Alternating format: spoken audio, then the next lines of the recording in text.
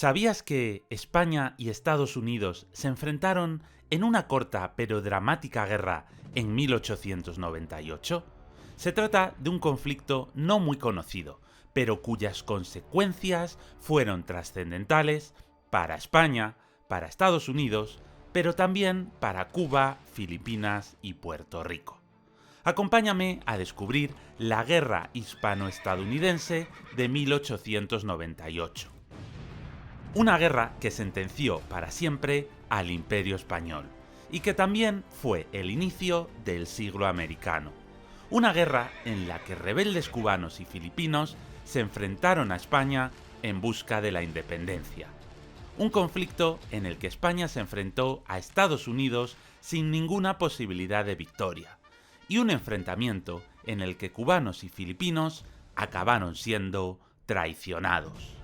En este vídeo comprenderás las causas, desarrollo y consecuencias de esta dramática guerra, todo ilustrado con precisos mapas, recreaciones digitales e impresionantes dioramas con cientos de miniaturas.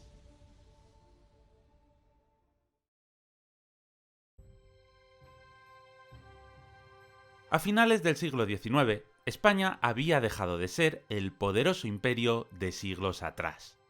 Tras la invasión napoleónica de 1808, la América española había comenzado un irrefrenable proceso de independencias. En la década final del siglo XIX, España conservaba muy pocas colonias. En América, las islas de Cuba y Puerto Rico, y en el lejano oriente, Filipinas y las Islas Carolinas. Cuba tenía una importancia capital para España, no solo por haber sido una de las primeras islas de América en ser colonizadas, sino también por su valiosa producción agrícola. Cuba tenía una enorme superficie cultivada con caña de azúcar. En esta época, el azúcar era mucho más caro que hoy en día y generaba unos sustanciosos ingresos. No es casualidad que el primer ferrocarril de España, construido en 1837, no estuviera en la península, sino en Cuba. Un tren que comunicaba Güines con La Habana y cuyo cometido principal era transportar azúcar y café hasta el puerto de La Habana. En la península, el primer ferrocarril tuvo que esperar 11 largos años más. El café y el azúcar producidos en Cuba no se orientaban al autoconsumo. La isla de Cuba producía mucho más de lo que podía consumir. Era una auténtica potencia exportadora. Ni siquiera la España peninsular podía absorber todo el azúcar cubano. Rápidamente, Estados Unidos fue ganando peso como socio comercial, y a finales de siglo era el primer importador de azúcar cubano, por encima del resto de España. Los 2 millones de cubanos formaban una sociedad muy diversa.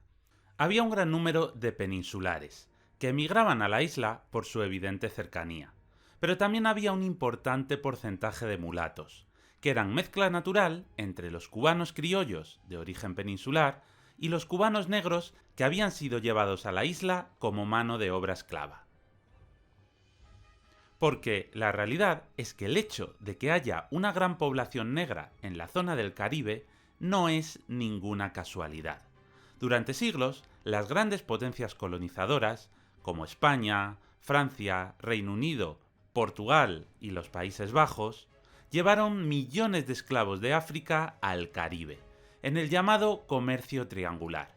Es así como se explica el gran número de afrodescendientes que existe en la América tropical.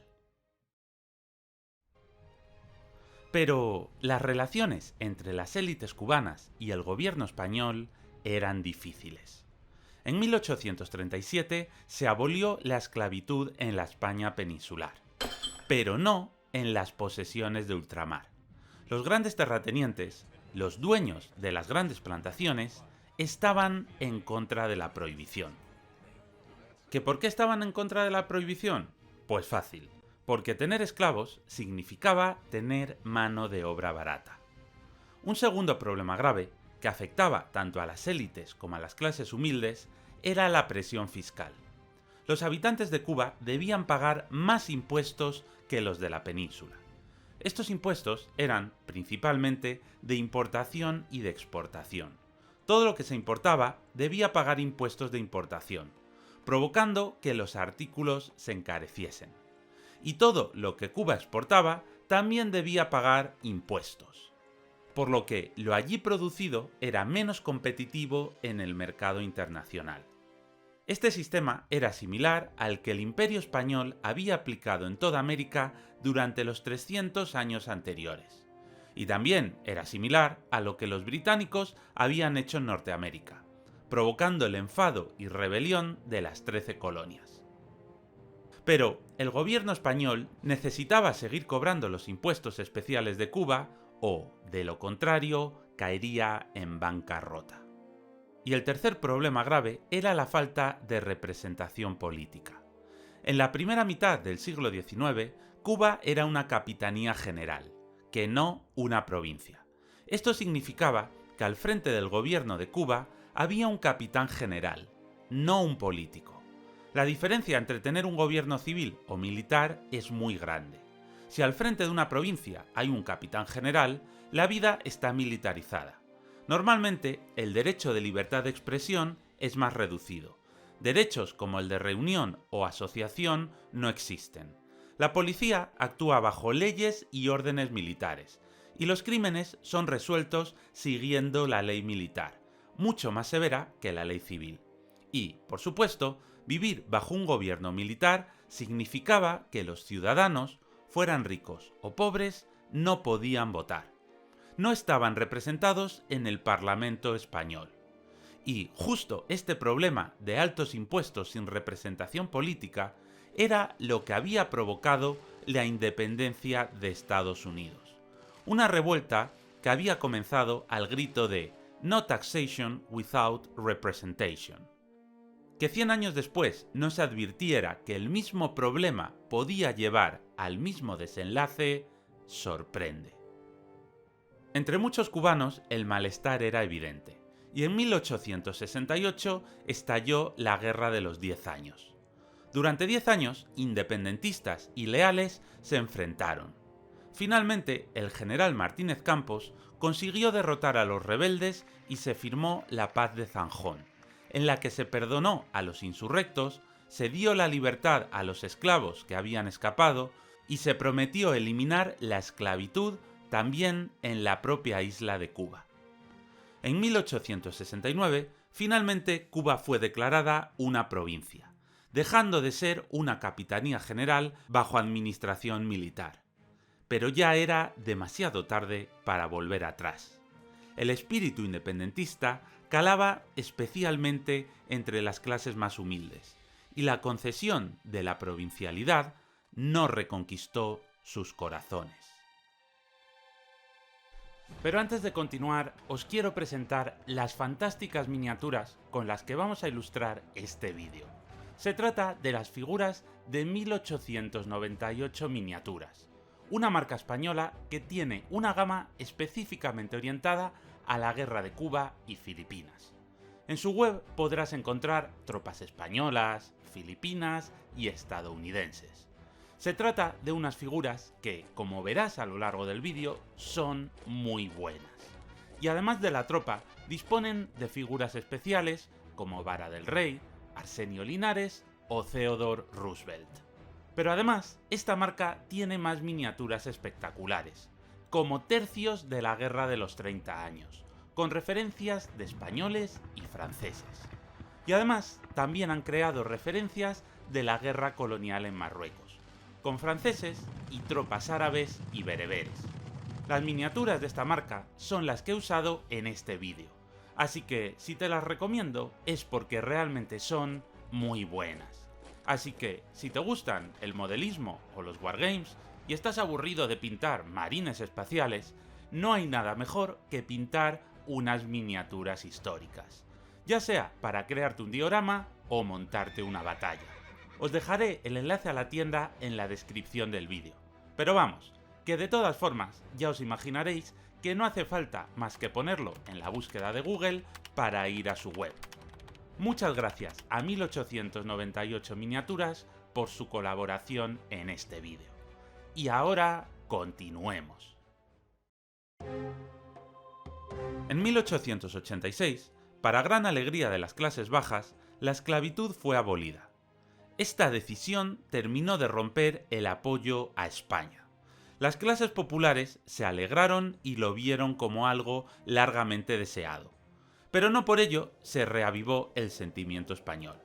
Ya era demasiado tarde.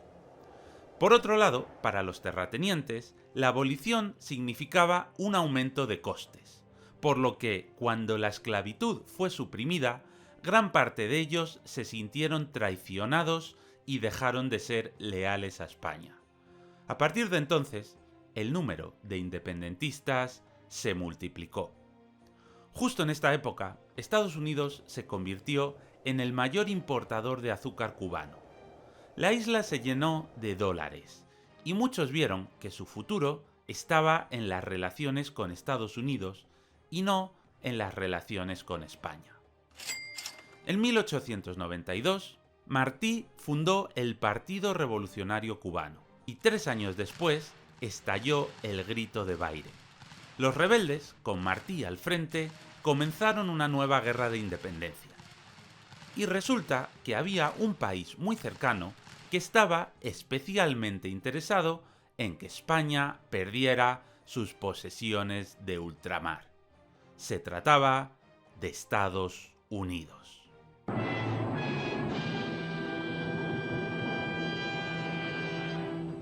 Pero mientras esto pasaba en América, en el lejano oriente, la situación no era muy distinta.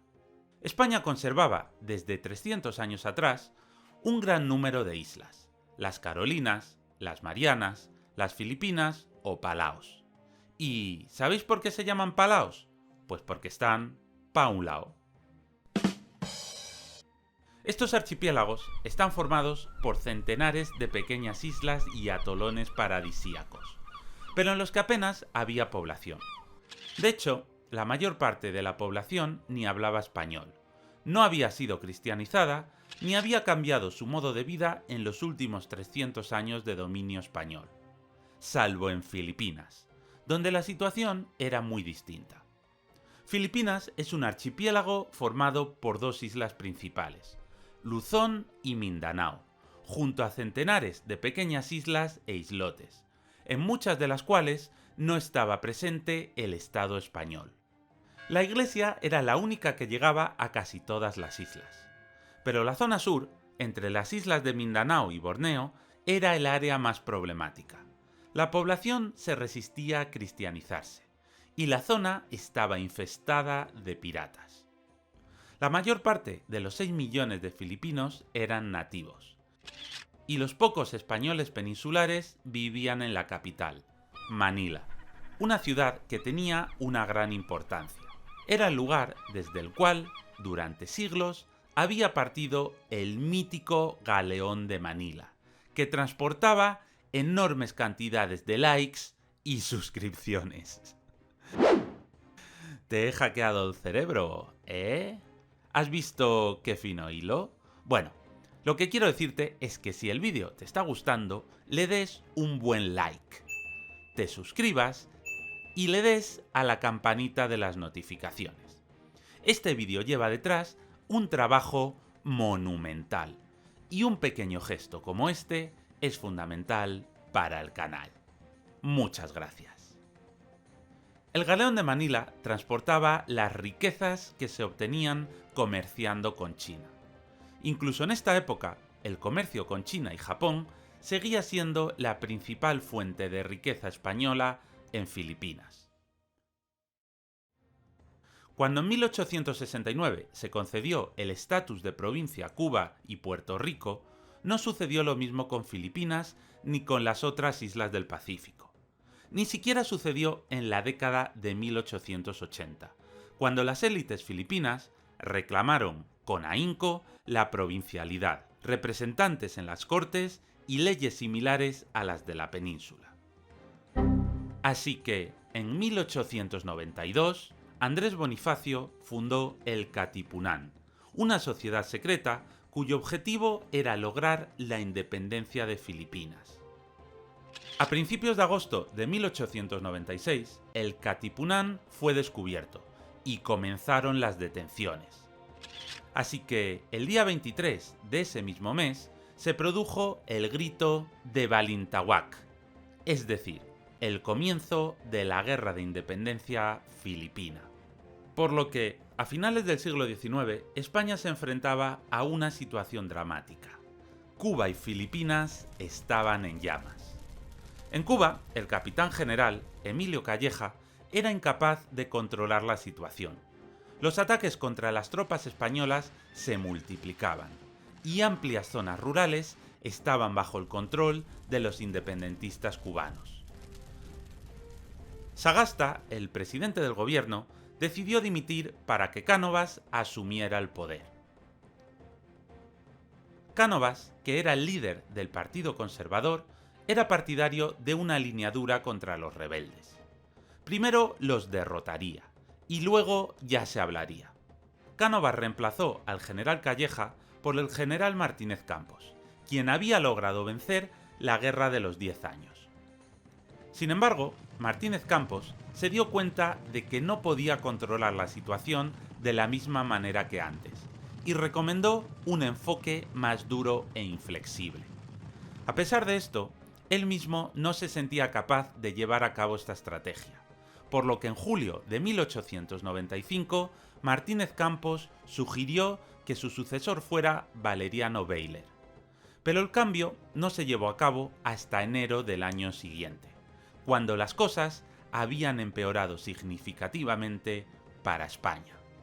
Durante todo el año de 1895, la rebelión se había expandido por toda la isla, amenazando incluso a la ciudad de La Habana, la capital. El número de soldados enviados al campo de batalla aumentó. Sin embargo, el número de rebeldes aumentó hasta los 40.000 hombres al final del año, y continuó creciendo. Pero lo que más influyó en el desarrollo de la guerra fue la incapacidad estratégica y táctica del general Martínez Campos, tal y como él mismo reconoció, que se veía incapaz de vencer en una guerra de esa naturaleza. Los métodos humanitarios y conciliadores utilizados en la guerra de 1870 ya no tenían ningún efecto. La toma de posesión de Bayler en enero de 1896 representó un gran cambio.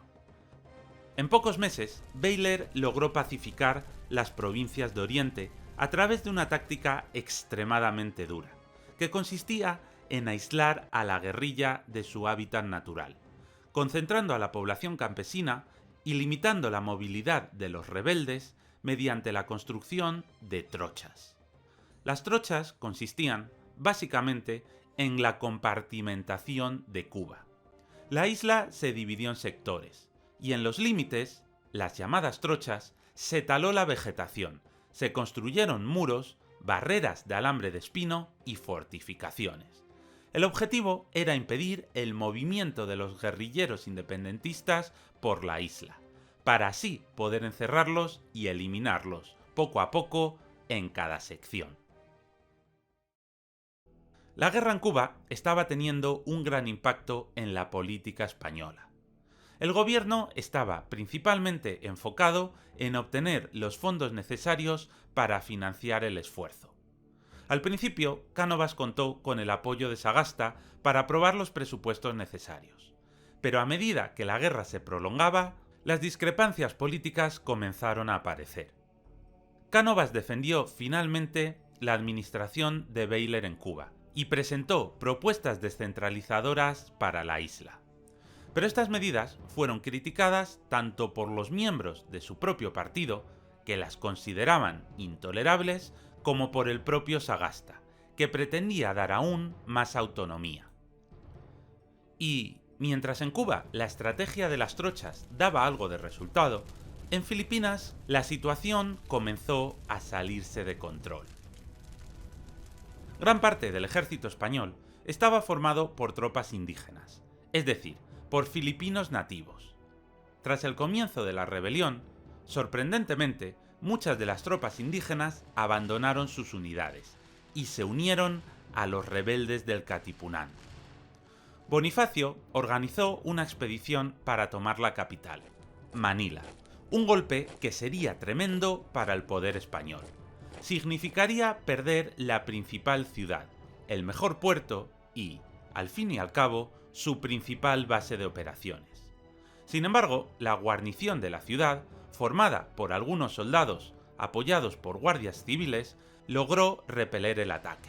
El Katipunan había fracasado en su intento de tomar Manila, y el contraataque español no se hizo esperar. En los meses siguientes, gran parte de Luzón fue recuperada. En la otra gran isla, Mindanao, la situación tampoco era buena. Los 4.000 soldados españoles no lograban pacificarla, por lo que se transfirieron 2.000 soldados desde Luzón. Pero la situación seguía siendo crítica todavía en Luzón. Emilio Aguinaldo, otro de los líderes del Katipunan, atacó el polvorín de San Juan del Monte, lo que le proporcionaría gran cantidad de municiones. Pero fracasó. Durante un largo mes lanzó diversos ataques contra Manila, pero volvió a estrellarse contra una dura resistencia lealista. Pero si España deseaba vencer, no le bastaba con resistir, sino que había que recuperar lo perdido. Se trajeron refuerzos desde España y se reclutaron nuevas tropas nativas. Mirad, en este mapa podemos ver las principales etnias de Filipinas. La etnia tagala era la mayoritaria en la región de Manila, y también entre los rebeldes del Katipunan. Una de las estrategias para conseguir nuevos reclutas fiables fue favorecer la división entre el resto de etnias y los tagalos, logrando así reclutar a voluntarios de otras minorías. Tras varios meses a la defensiva, en 1897, cuando la estación de lluvias había cesado, se lanzó la Gran Ofensiva Española. Se llevaron a cabo ataques por toda la región de Cavite, tratando de asegurar las costas. Una de las localidades estratégicamente más importantes era Imús. Cuando el ejército español se acercó, los rebeldes abrieron las compuertas de una presa cercana, anegando una gran zona, y retrasando así el ataque español una semana más. Pero, finalmente, Imús, fuertemente fortificada con trincheras y reductos, fue atacada. Atacar Imús era todo un reto. Prácticamente solo podía hacerse frontalmente. Y, mientras los rebeldes filipinos contaban con buenas defensas, el ataque debía hacerse a pecho descubierto. Además, existía un reducto que proporcionaba un buen fuego de apoyo a los defensores de las trincheras. Pero, aplicando una buena táctica, no hay línea defensiva imbatible. Se planificó un ataque doble. El reducto sería atacado a la par que el resto de la trinchera. Tras un ataque frontal casi suicida, pero que sorprendentemente soportó muy pocas bajas, tanto la trinchera como el reducto fueron tomados al asalto. Las tropas españolas sobrepasaron las defensas y tomaron Imús. El pánico cundió entre los milicianos, que se esfumaron por las zonas rurales de alrededor. Emilio Aguinaldo huyó hacia el norte de la isla de Luzón, y la actividad del Katipunan pareció desaparecer. La toma de Imús, considerada inexpugnable por los rebeldes, había sido todo un golpe de efecto. En noviembre se firmó el Pacto de Biakna-Bato, que puso fin a la guerra. En el acuerdo se declaraba el fin de las hostilidades, el exilio de Aguinaldo y que los líderes de la revuelta tendrían una compensación económica a cambio de su marcha. Filipinas no lograría la independencia, pero sí se convertiría en una provincia similar a los territorios peninsulares. Paralelamente, en el balneario de Santa Águeda se produjo un terrible asesinato. El presidente del gobierno español, Cánovas del Castillo, fue asesinado por un anarquista. Tras su muerte, se formó un nuevo gobierno a cuyo frente se puso Sagasta, el líder de la oposición, y que había sido presidente justo antes que él. El general Bayler, que había implementado una estrategia militar dura pero eficaz para aplastar la rebelión en Cuba, fue reemplazado. Esta estrategia había sido criticada por los Estados Unidos y por otros países, debido a las duras condiciones impuestas a la población civil. Pero había logrado pacificar gran parte de la isla, con la mitad occidental prácticamente pacificada y planes para hacer lo mismo en la mitad oriental. Lo cierto es que el sistema de trochas de Baylor había sido perfeccionado mediante la llamada reconcentración. Baylor dio la orden de que se obligara a concentrar a los campesinos en los pueblos controlados por el ejército, para evitar que así pudieran ayudar a los guerrilleros rebeldes. Esta política de reconcentración, que la prensa estadounidense llamó campos de concentración, tuvo consecuencias desastrosas. En teoría, estos pueblos estaban situados en zonas con tierras cultivables, para garantizar el autoabastecimiento. Pero el hacinamiento de miles de personas en un espacio reducido, en unos pueblos que no tenían ni agua corriente ni alcantarillado, provocó la expansión de enfermedades. Unos 150.000 campesinos cubanos murieron fruto de las infecciones. El general Baylor fue sustituido por el general Blanco, y se adoptó un enfoque más político y menos militar para resolver el conflicto. La nueva política implicaba otorgar un gran grado de autonomía a Cuba y limitar las acciones militares al mínimo, así como poner fin a la brutal política de reconcentración. Los planes de Baylor para pacificar la isla mediante la fuerza fueron suspendidos, y se ordenó a las fuerzas militares enfocarse en capturar a los rebeldes en las zonas ya pacificadas. El gobierno español otorgó un perdón a los presos políticos de Cuba y Puerto Rico en noviembre de 1897. Además, se aprobó un sistema de autonomía para las islas. Esto significaba que se otorgaba igualdad de derechos políticos a los residentes de las Antillas y de la península. Se extendía el derecho al voto a Cuba y Puerto Rico, y se regulaba cómo funcionaría el nuevo sistema autonómico a partir del 1 de enero de 1898. Sin embargo, esta política llegó demasiado tarde. Ser una provincia ya no era suficiente. Querían ser independientes.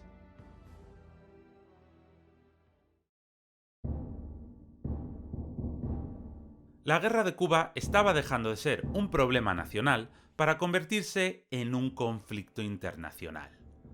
Cleveland, el presidente de Estados Unidos, que había demostrado su respeto por la soberanía española, comenzó a cambiar de opinión.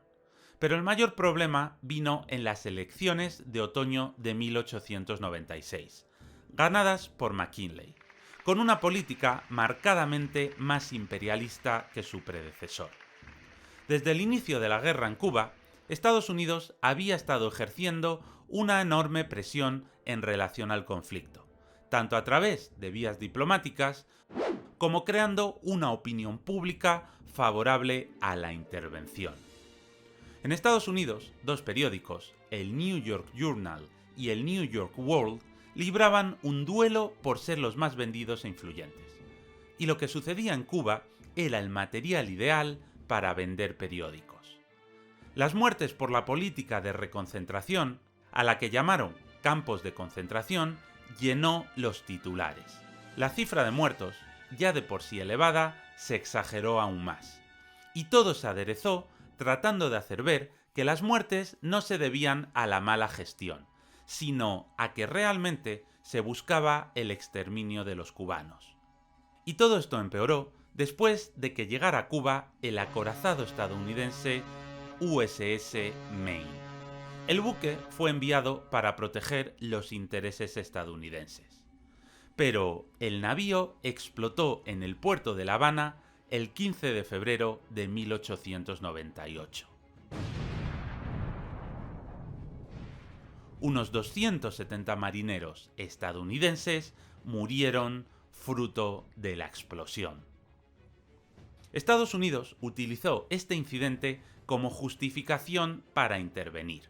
Acusó al gobierno español de haber saboteado el buque y de ser el responsable. La presión diplomática se tradujo en demandas de compensaciones económicas y de concesiones para el movimiento independentista cubano. Antes de que la guerra comenzara, Estados Unidos había propuesto la compra de Cuba por la suma de 300 millones de dólares, pero la oferta había sido rechazada. Sin embargo, después de que se conociera la información sobre el hundimiento del Maine, el gobierno de Estados Unidos empezó a prepararse para la guerra. A pesar de esto, España buscó formas de evitar el conflicto y envió una nota a los embajadores europeos en Washington para pedir ayuda. Sin embargo, el presidente McKinley justificó abiertamente la intervención en un mensaje ante el Congreso.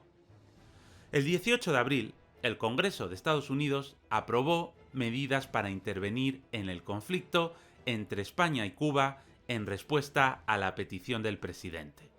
La resolución era, sin lugar a dudas, un ultimátum. Se exigía que el pueblo de Cuba debía ser independiente. También se exigía que España renunciara a la isla y retirara a las fuerzas militares. Y se autorizaba al presidente de Estados Unidos a intervenir militarmente en la isla.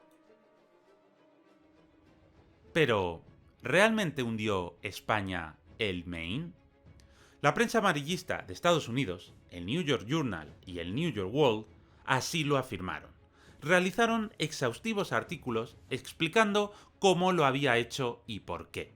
Y, por supuesto, la investigación realizada por el gobierno estadounidense también acusó a España. Pero lo cierto es que el gobierno español no tenía ningún interés en enfrentarse con Estados Unidos. España había logrado, tras varios años, controlar la situación en Cuba. Y España no podía ganar una guerra contra Estados Unidos. La flota norteamericana era más grande, más poderosa y estaba más cerca de Cuba, Puerto Rico y Filipinas que la española. Provocar un enfrentamiento con Estados Unidos era ir a una derrota segura. Las investigaciones realizadas años más tarde, ya sin intereses de por medio, señalan a que la explosión surgió dentro del buque y no fuera, por lo que no se trató de un ataque con minas ni torpedos. Así que se debió a un accidente relacionado con el carbón y las calderas.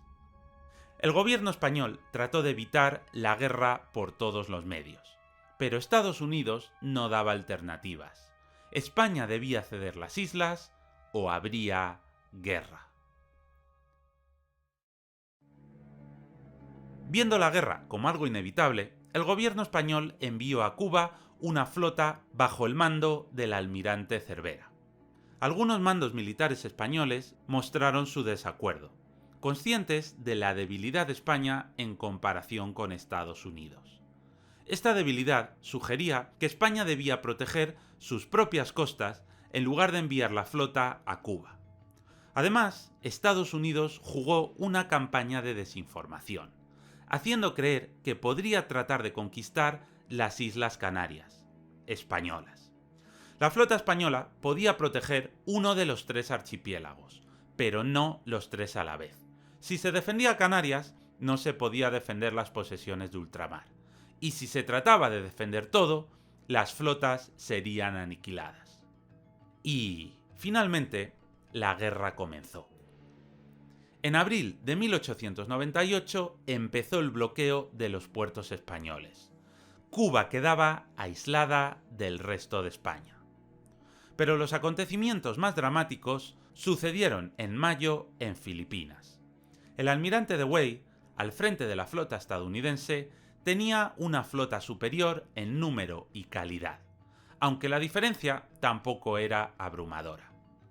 Filipinas estaba muy lejos tanto de España como de Estados Unidos, pero al tratarse de territorio propio, la flota española contaba con la ventaja de poder aprovisionarse de carbón, el combustible de los barcos. Además, Estados Unidos no contaba con puntos de suministro cercanos. Bueno, o eso parecía.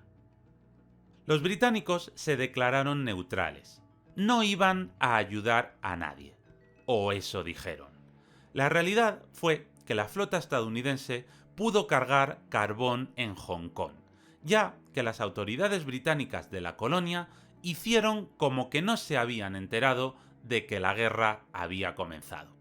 Ya sabéis, una neutralidad poco neutral. Así que, con las bodegas llenas de carbón, la flota norteamericana se dirigió directa hacia Filipinas.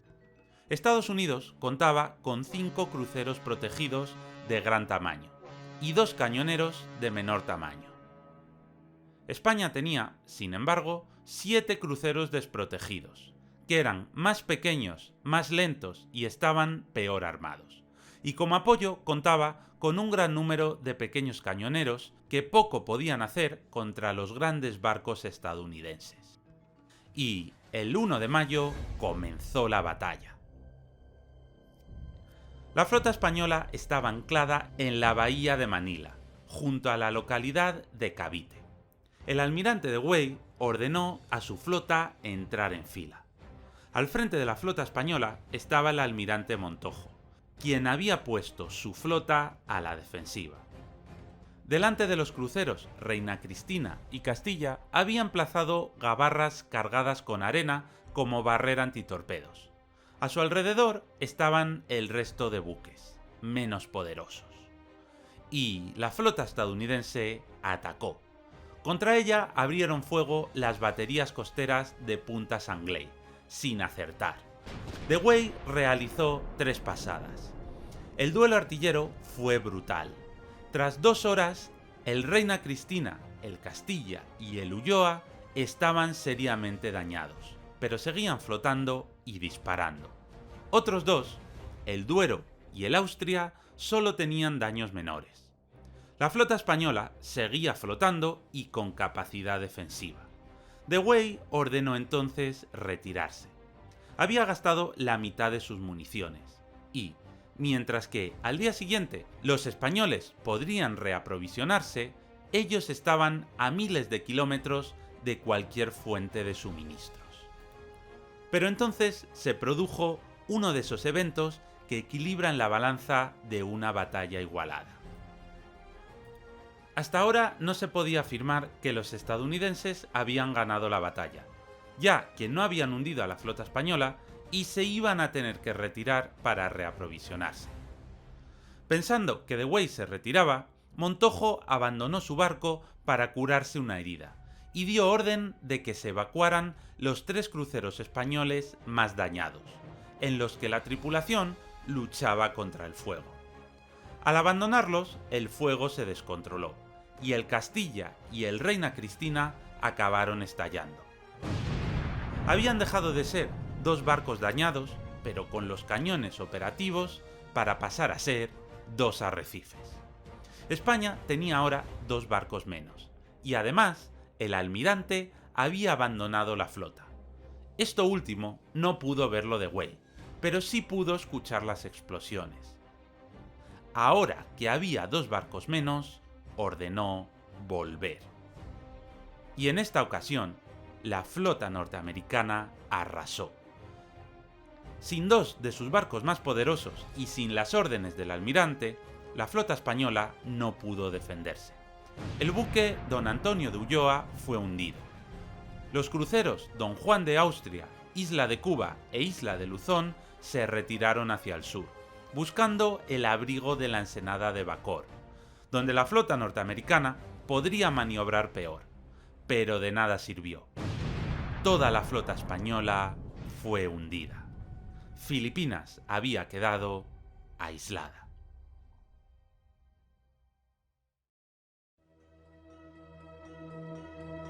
Es sorprendente ver cómo una batalla como la de Cavite, bastante igualada, y que podría haber sido una victoria española, terminó en desastre por una mala decisión.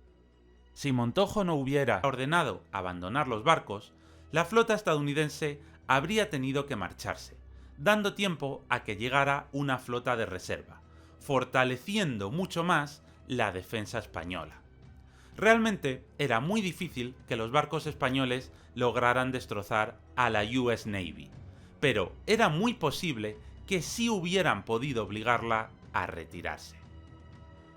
Oliendo el desastre, 2 semanas después, Emilio Aguinaldo rompió su pacto y volvió a Filipinas. Desembarcó en Cavite y provocó un levantamiento general. 30.000 milicianos filipinos rodearon Manila. Apenas unos 7.000 soldados españoles se encargaban de defender la ciudad sitiada. En tierra, los milicianos del Katipunan, y en el mar, la flota norteamericana. La derrota naval sufrida por España en Cavite el 1 de mayo causó una crisis en el gobierno español, provocando la destitución de los ministros de Estado, Marina y Ultramar. Esto también provocó disturbios populares en España, conocidos como motines de subsistencias, debido al aumento repentino del precio del pan, aunque estos disturbios no tuvieron un impacto político significativo.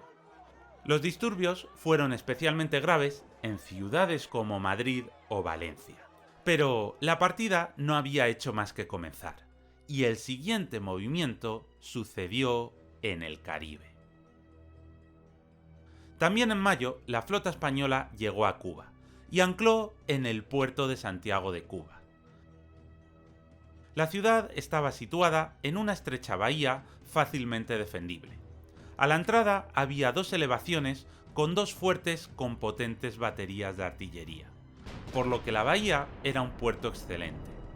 Sin embargo, igual que tratar de penetrarlo era imposible para una flota enemiga, se podía convertir en una ratonera para la flota española. La flota norteamericana se aproximó y, ante el miedo de otra derrota segura, la flota española se refugió dentro del puerto. Había quedado encerrada. Los estadounidenses idearon un plan. Llenaron un buque de explosivos, el Merrimack, y trataron de hundirlo justo en la boca de la bahía, bloqueando así la salida de los barcos españoles. Sin embargo, el plan les salió mal, y el Merrimack fue hundido por las baterías costeras antes de llegar al punto deseado. Pero este fracaso no puso fin al bloqueo. La flota norteamericana permaneció en las inmediaciones, impidiendo la salida de la flota española, que ya no podría salir. Así que, el 6 de junio, se produjo un primer desembarco estadounidense en Guantánamo. El 20 de junio se produjo un segundo desembarco, en Daiquiri, cerca de Santiago de Cuba. La flota española estaba anclada en el puerto de Santiago, por lo que, en teoría, podría haber salido para evitar el desembarco enemigo, pero como la flota norteamericana era más grande y poderosa, cualquier intento de enfrentarse a ella era una misión suicida. Inexplicablemente, se había dividido la flota para defenderlo todo: Cuba, Filipinas y Canarias, así que, en realidad, nada podría ser defendido. La flota se quedó encerrada en la bahía sin impedir que la poderosa flota estadounidense desembarcara miles de soldados en Daiquiri, y el día 23 más soldados pusieron sus botas en Siboney. El primer gran error fue no impedir el desembarco. La zona no poseía buenos puertos naturales, o bien tenía acantilados o playas poco profundas que obligaban a los soldados a lanzarse al mar y cruzar una gran distancia empapados hasta el cuello. Unas pocas compañías de soldados hubieran bastado para impedir los desembarcos, pero, asustados por un breve bombardeo naval, las tropas españolas se replegaron hacia Santiago. El ataque terrestre hacia Santiago de Cuba iba a comenzar. El 24 de junio, las tropas norteamericanas se lanzaron contra el fuerte del Gasómetro, situado en Las Guásimas, en el valle hacia Santiago de Cuba.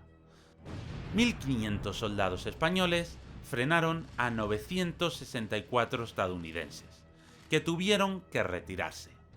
Sin embargo, los soldados españoles, en su mayoría reemplazos sin experiencia, no eran superiores a los soldados del ejército profesional de Estados Unidos.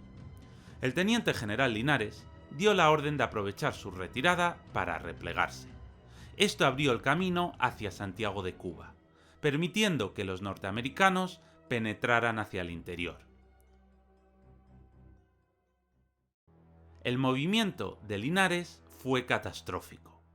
Poseer el fuerte significaba mantener a los norteamericanos encajonados junto a la costa en una zona pequeña y de difícil abastecimiento. Mantenerlos ahí daba tiempo para que se propagasen las enfermedades y que se vieran obligados a reembarcar. Pero oficiales y soldados sintieron desde un primer momento que no tenían efectivos suficientes para enfrentarse a los estadounidenses, y se replegaron, cediéndoles terreno y la iniciativa. Habían tenido la posibilidad de frenarlos en la playa y en el valle, pero la desconfianza y el temor de los mandos impidieron que se tomaran las decisiones más óptimas. Así pues, los estadounidenses se reagruparon en el poblado de Sevilla, ya dentro de la gran llanura en la que se enclavaba Santiago de Cuba.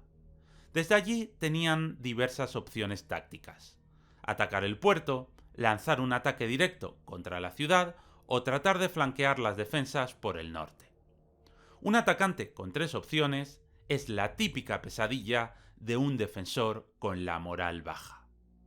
Fue entonces cuando la flota norteamericana bombardeó los fuertes que protegían la bocana de la bahía de Santiago. El bombardeo hizo que el teniente general Linares pensara que los norteamericanos atacarían esta zona, por lo que envió allí gran parte de las tropas. Había caído en una trampa. En realidad, el ataque lo lanzaron contra El Caney. Este pueblo estaba defendido por una antigua fortificación de piedra, una defensa mucho más poderosa que los típicos fuertes de madera que había en la mayor parte de la isla. 6.000 soldados estadounidenses, comandados por el general Lawton, atacaron a los 500 defensores españoles, liderados por el brigadier general Vara del Rey. Los atacantes los superaban en 11-1, pero el pueblo había sido transformado en una auténtica fortaleza. A la entrada, una serie de alambradas de espino impedían el paso, y las trincheras permitían disparar con cobertura. Sin embargo, los defensores, que eran reclutas sin apenas experiencia y no contaban con cañones ni ametralladoras, no pudieron con ellos. Los atacantes, en cambio, eran tropas profesionales y contaban con una batería de 4 cañones. Lawton realizó un bombardeo previo y, posteriormente, lanzó un ataque frontal.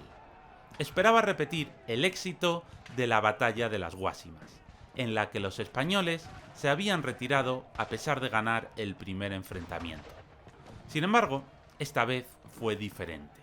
Los españoles rechazaron el asalto y permanecieron en sus puestos.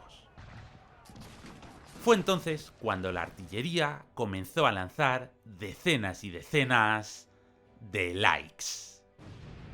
Así que, si te está gustando el vídeo, no te olvides de darle like, de suscribirte y de darle a la campanita de las notificaciones.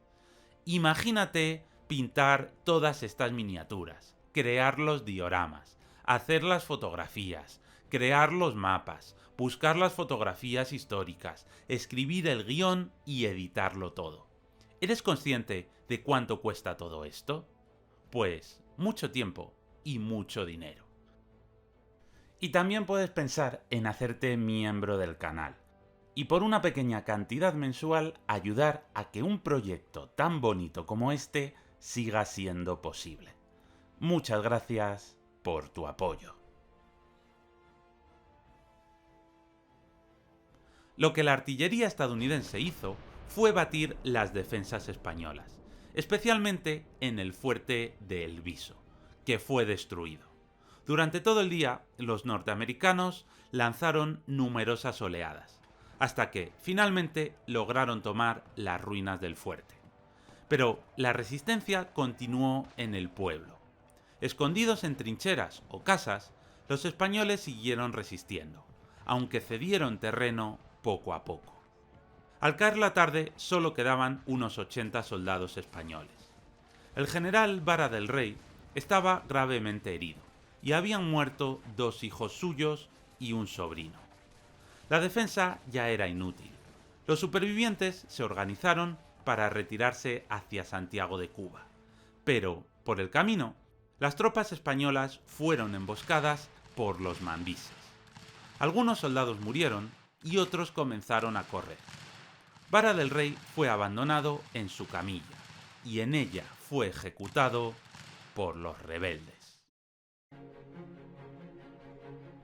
Pero, paralelamente a lo sucedido en el Caney, se había realizado otra batalla. Por la mañana, el general Shafter, al ver que el Caney no caía ante el primer asalto, ordenó otro asalto directo hacia Santiago de Cuba. Pero, entre medias, había un anillo de fortificaciones españolas. Sin embargo, 850 españoles, bajo el mando del teniente general Linares, debían enfrentarse a 6.000 estadounidenses a las órdenes de Shafter. En esta época no había aviones ni satélites, y era muy difícil saber exactamente qué había construido el enemigo para darte la bienvenida. Sin embargo, los norteamericanos sí que llevaban un globo de observación para ver más allá de la vegetación. Pero el globo, flotando en el aire, también era visible para los españoles, que supieron que el enemigo se aproximaba. Y no solo eso, sino que los cañones españoles abrieron fuego contra el globo, destruyéndolo. Los disparos hicieron que la vanguardia estadounidense se resguardase en la orilla del río San Juan. El siguiente grupo de norteamericanos descubrió un camino paralelo y trató de avanzar por él. Pero cuando comenzaron a ser disparados, también se echaron cuerpo a tierra. Fue el tercer grupo el que sobrepasó a las unidades que estaban al resguardo y ascendió contra las trincheras españolas. El ataque hizo que el fuego defensivo español se centrase sobre ellos, abandonando a las otras unidades, que pudieron ponerse en pie, ascender y disparar hacia los españoles, llegando incluso a disparar a sus propios compañeros, que ascendían por las colinas. Pero los norteamericanos contaban con 3 armas muy modernas, 3 ametralladoras Gatling, que posicionaron en las cercanías y comenzaron a proporcionar fuego de cobertura. La situación era crítica. La primera línea de trincheras se estaba viendo sobrepasada por las ametralladoras y la superioridad numérica estadounidense. Así que Linares dio la orden de retirarse a la segunda línea, al fuerte de Canosa. El movimiento incluía el desplazamiento de los cañones, una maniobra lenta que, milagrosamente, salió bien. Los estadounidenses lanzaron un gran ataque contra el fuerte Canosa, que fue rechazado. Al caer la tarde, el teniente general Linares estaba herido, pero la posición se mantuvo. Las tropas españolas, a pesar de estar en inferioridad, habían frenado al enemigo.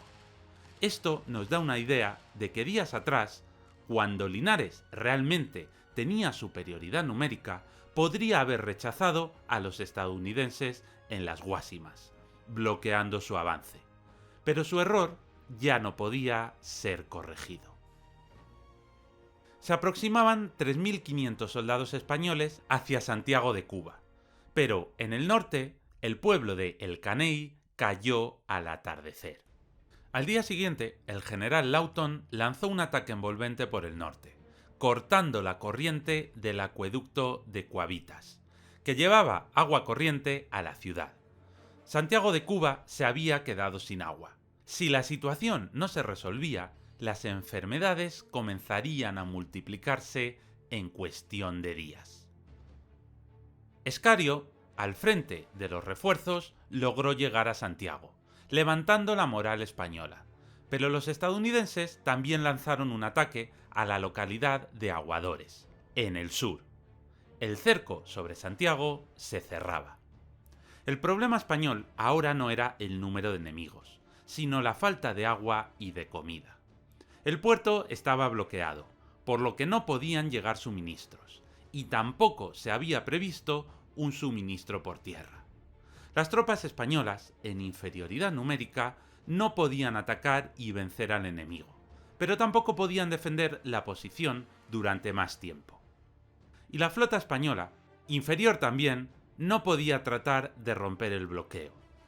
Sin necesidad de combatir más, los norteamericanos habían logrado el jaque.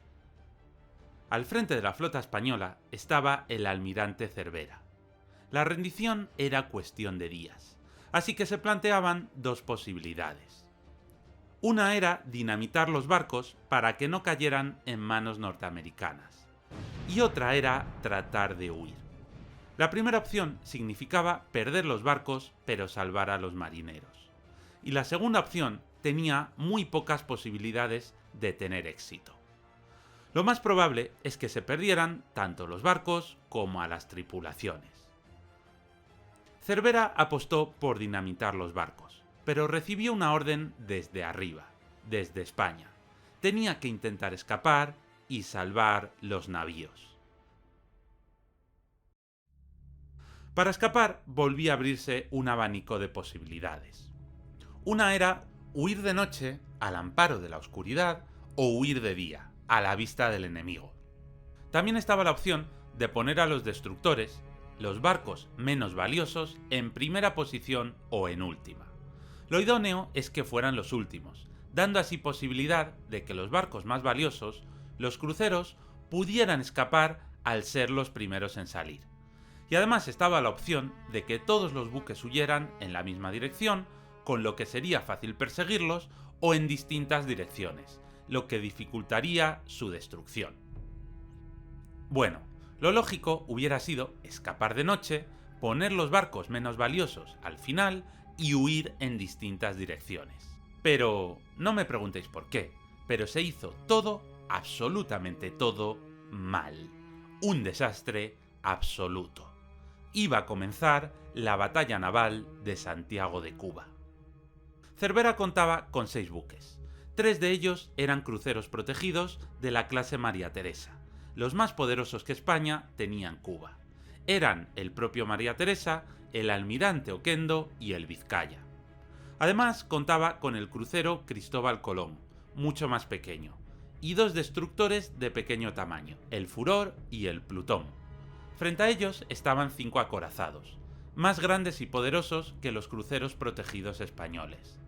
Además había también 2 cruceros protegidos, similares a los españoles, y 2 barcos torpederos de menor tamaño.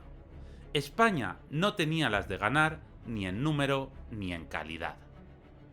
El intento de fuga española se veía venir con horas de antelación, ya que los barcos de vapor, que habían tenido muy poca actividad en las calderas mientras estaban anclados, aumentaron la actividad de cara a la salida. Así que la Gran Humareda previno a los norteamericanos de lo que iba a suceder. Sobre las 9:30, los barcos españoles comenzaron a salir de uno en uno, por la estrecha boca de la bahía. Iba a comenzar el tiro al pato. El Infanta María Teresa fue el primero en asomarse, seguido por sus gemelos, y enfilaron hacia el oeste. Los acorazados norteamericanos, prevenidos, se colocaron en paralelo y comenzaron a disparar. En solo 3/4 de hora, el María Teresa, arrasado por los impactos, fue varado en la playa. 15 minutos después, el capitán del Oquendo optaba por el mismo final. El Plutón y el Furor, los buques más pequeños y menos valiosos, fueron los últimos en salir. El Vizcaya y el Cristóbal Colón lograron avanzar. Parecía que se iban a escapar. El Plutón, más lento que los grandes buques, fue alcanzado poco después de salir a mar abierto, y también fue varado en la orilla, y el Furor se hundió incluso antes de encallar contra la arena. El Vizcaya, alcanzado durante la huida, también se dirigió a la orilla para quedar varado, y salvar así a la tripulación.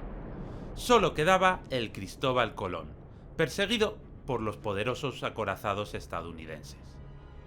El capitán del buque vio que la situación estaba perdida.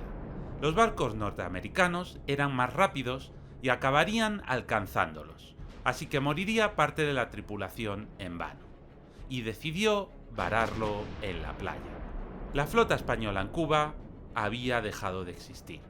Cuba estaba aislada y sin posibilidad de socorro. Apenas unos días después, tras recibir la noticia del desastre, y sin apenas agua ni comida, las tropas españolas en Santiago se rindieron. La caída brindó a Estados Unidos un valiosísimo puerto desde el que operar y en el cual poder desembarcar con facilidad soldados, armamento y todo tipo de suministros. El destino de la España de ultramar estaba sellado. En esos momentos, una flota de reserva española, formada por los buques Pelayo, Carlos V y 3 cruceros auxiliares, navegaba rumbo a Filipinas.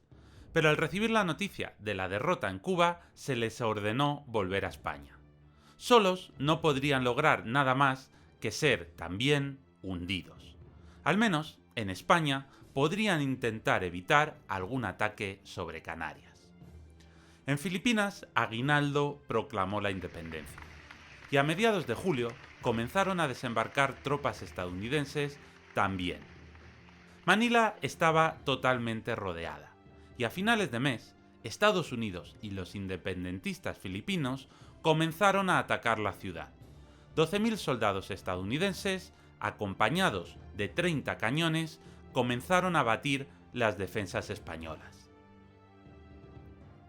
Pero si esta superioridad numérica no parece ya de por sí suficiente, los poderosos cañones de la flota también apoyaron los ataques, barriendo amplias secciones de las defensas españolas. Finalmente, dando la guerra por perdida, España y Estados Unidos firmaron un armisticio el 12 de agosto. En este acuerdo, España renunciaba a la soberanía de Cuba y de todas las islas del Caribe, y se establecía que Estados Unidos ocuparía Manila temporalmente hasta que se estableciera qué sucedería con Filipinas, aunque el resto del archipiélago sí que permanecería bajo control español. Pero la firma de este tratado no fue ni el fin de las hostilidades ni se pareció mucho a lo que vendría después. Al día siguiente, con el acuerdo ya firmado, las tropas estadounidenses atacaron de nuevo a las españolas en Manila.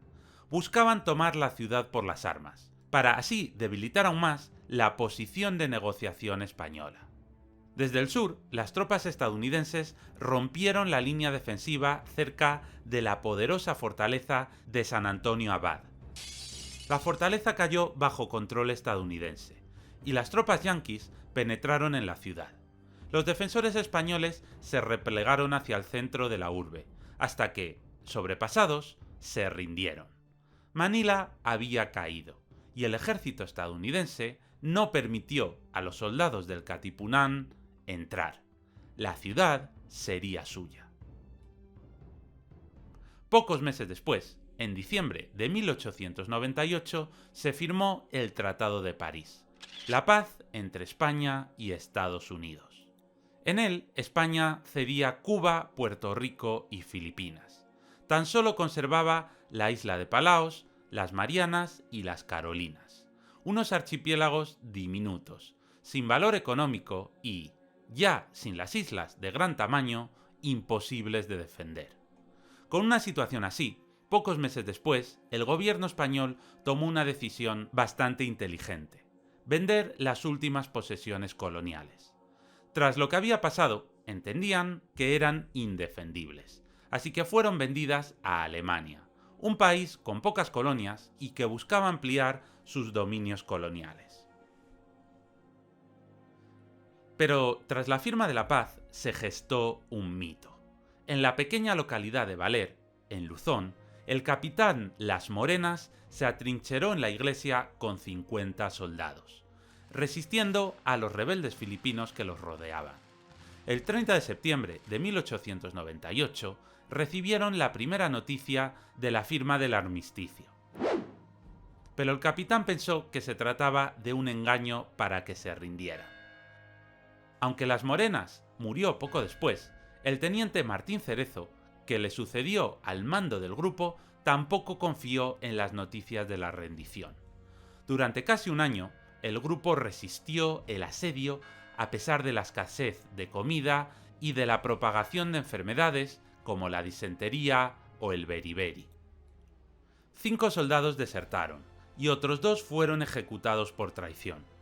Finalmente, el 2 de junio de 1899, tras 337 días, Martín Cerezo acabó convenciéndose de que la rendición era real. Habían sobrevivido 35 soldados. Eran los últimos de Filipinas. Sus vidas fueron respetadas y pudieron volver a España. Pero, ¿qué pasó con Cuba y Filipinas? ¿Lograron la independencia que tanto deseaban? Cuba fue declarada independiente, fundándose la República de Cuba. Pero esta independencia era, ¿cómo decirlo?, simulada. En 1901, Estados Unidos forzó a Cuba a introducir en su constitución la enmienda Platt, una serie de artículos entre los cuales había uno que autorizaba a Estados Unidos a intervenir para garantizar la independencia de Cuba. Esto, que así suena muy bien, en la práctica significaba que Estados Unidos podría invadir la isla si consideraba que Cuba estaba siendo amenazada o que su gobierno se estaba vendiendo a países extranjeros. Es decir, que Cuba perdía su soberanía y se convertía en una colonia de Estados Unidos en todo menos en el nombre. Y así fue durante la primera mitad del siglo XX. Estados Unidos intervino continuamente en la política cubana, hasta que comenzó la Revolución Cubana. Aunque esa es otra historia. La isla de Puerto Rico, que no tenía ningún movimiento de independencia fuerte, se acabó convirtiendo en un estado libre asociado. La isla no es un país independiente, sino que es parte de Estados Unidos, pero solo parcialmente. Los puertorriqueños no tienen los mismos derechos y obligaciones que el resto de sus conciudadanos. No pueden votar en las elecciones presidenciales de Estados Unidos, pero tampoco pagan impuestos federales, aunque sí tienen pasaporte norteamericano. Es una situación asimétrica, muy parecida al colonialismo. Y finalmente llegamos a Filipinas. Cuando Aguinaldo preguntó que qué pasaba con la independencia por la que tanto había luchado, le respondieron con una famosa frase. Filipinas se convirtió en una colonia de Estados Unidos durante casi 50 años más. Finalmente, en 1946, sí que pasó a ser un país independiente. Las consecuencias para Estados Unidos también fueron muy importantes. El país se afirmó como una potencia de primer orden. De hecho, menos de 20 años después, en la Primera Guerra Mundial, fue fundamental para la victoria de los aliados. La expulsión de España del Caribe abrió la puerta a que toda América Latina se convirtiera en su patio trasero. Durante las siguientes décadas, aplicó una potente política colonialista sobre dichos países, realizando operaciones militares contra gobiernos incómodos y organizando golpes de Estado para garantizar que toda la región estuviera bajo su influencia.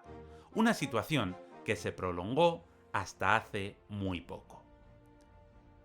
Y en el Océano Pacífico, esta ambición imperialista también hizo que en el mismo año de 1898 Estados Unidos se anexionara la República de Hawái, contando así con un estratégico archipiélago en el corazón de este inmenso océano. La posesión colonial de Filipinas servía de puesto avanzado en las costas asiáticas. Y esta expansión marítima hizo que Estados Unidos acabara entrando en colisión con Japón, que también ambicionaba el control del Pacífico. Un enfrentamiento que sucedería durante la Segunda Guerra Mundial. ¿Y con España? ¿Qué pasó con España? El resultado final de la guerra era previsible para todos los que entendieran de política y de estrategia militar. Se había librado una guerra que no se podía ganar. Esta intervención de Sagasta, el presidente del gobierno, muestra muy bien el ánimo de los políticos españoles. Habían librado una guerra por orgullo y prestigio, pero sabían que ésta estaba perdida. ¿Qué quería su señoría que hubiese hecho?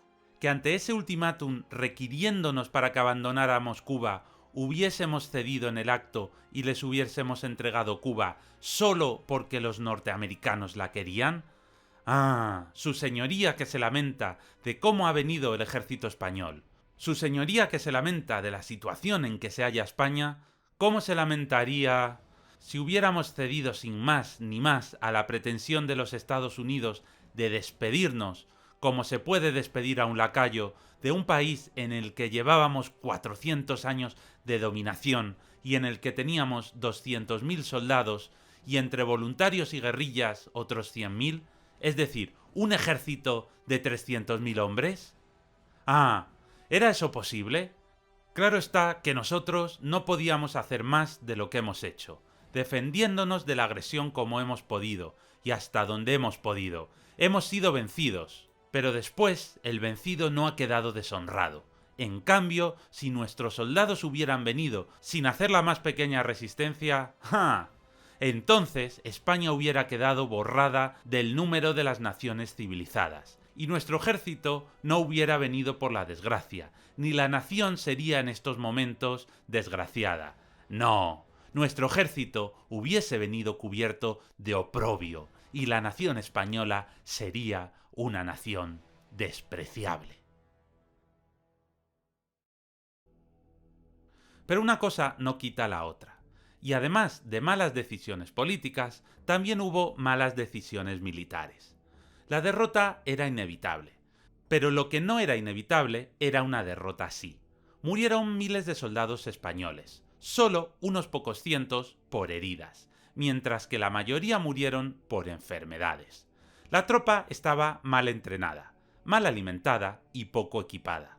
Calzaban alpargatas de esparto, no había medicamentos contra la malaria, ni llevaban equipamiento especializado para el lluvioso clima de las islas.